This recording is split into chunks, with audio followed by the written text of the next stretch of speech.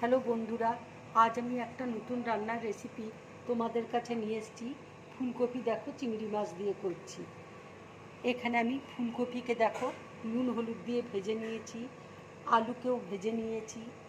এখানে মটরশুঁটি আছে, চিংড়ি মাছকে আমি নুন হলুদ দিয়ে ভেজে নিয়েছি।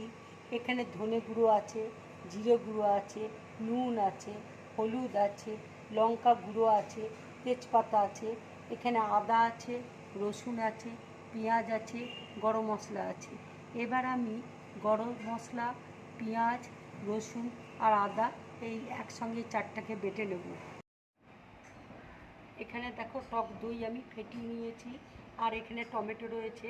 আমি মশলাগুলোকে সব মিক্সিতে বেটে নিয়েছি। এবার দেখো ধনে গুঁড়ো, জিরে গুঁড়ো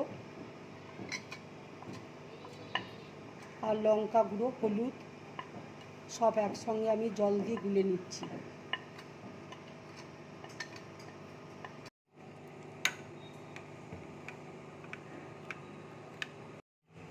তেল দেখো গরম হয়ে গেছে, এবার আমি তেজপাতা দিয়ে দিচ্ছি।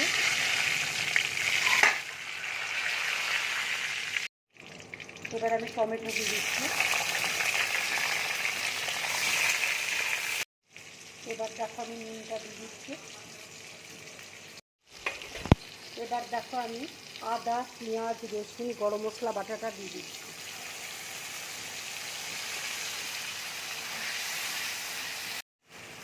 এবার আমি জিরে, লঙ্কা, ধনে বাটাটা আমি দিয়ে দিচ্ছি, আর হলুদ এর মধ্যে দিয়ে দিলাম।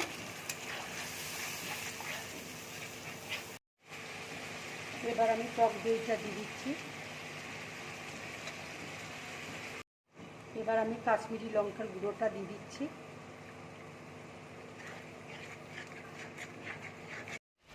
এবার দেখো আমি মটরশুঁটি দিয়ে দিচ্ছি, আলু দিয়ে দিচ্ছি,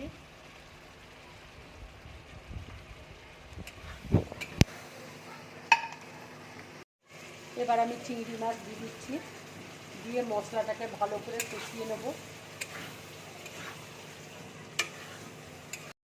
এবার দেখো আমি একটু চিনি দিয়ে দিচ্ছি। মশলাটা দেখো আমার ভালোভাবে কষানো হয়ে গেছে। এবার আমি জল দিয়ে দিচ্ছি।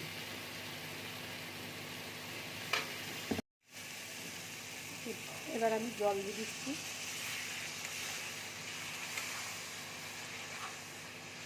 এবার দেখো আমি একটু শাহি গরম মশলা দিয়ে দিচ্ছি।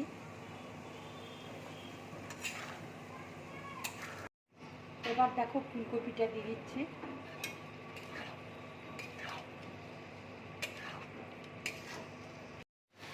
দেখো তরকারিটা হয়ে গেছে, এবার আমি গ্যাসটা অফ করে দিচ্ছি।